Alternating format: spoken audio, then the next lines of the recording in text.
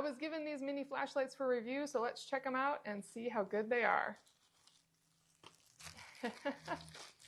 They come individually packaged. Each one is wrapped up on its own in a resealable little baggie. Let's pull out this blue one here. Feels really good. I like that it has this good clasp here to hook it onto whatever you want. I know my kids would love to have one of these hooked onto their backpack.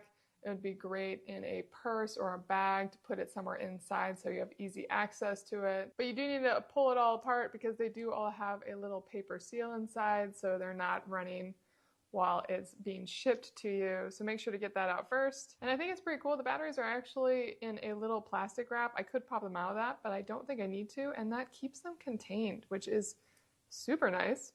And once you have the batteries ready to go, it just twists on. It's quite bright. Brighter than I would expect for such a little light. So you can hook this wherever you want. The blue color is vibrant.